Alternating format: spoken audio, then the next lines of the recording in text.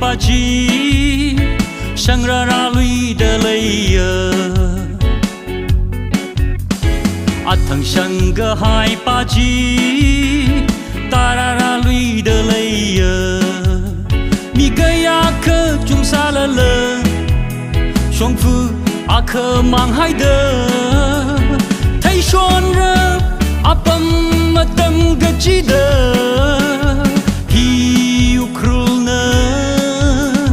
Made in Ukraine, made in Ukraine, made in Ukraine, made in Ukraine, he Ukraine. Litani kashi kakam, pray now being the room tita. What in the poker your na, bum di bum rama chima. Hi song rom pin la ga a tung wi ot kha yor na ki pa wi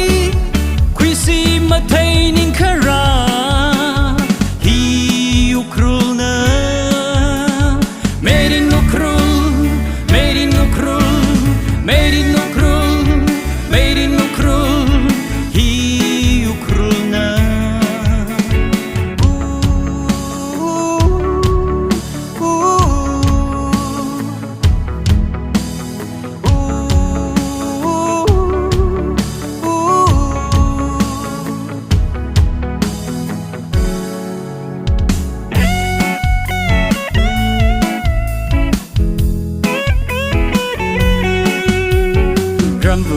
hao khơ mui chi ma grey lơ ma shen tu ra super fine ma nat hai da ma kai da ma sơn tu ra kham ma tha wo sa ngai la la phai sa ning chang mai hao da ring kha vai shong phu ka pa sa ta lei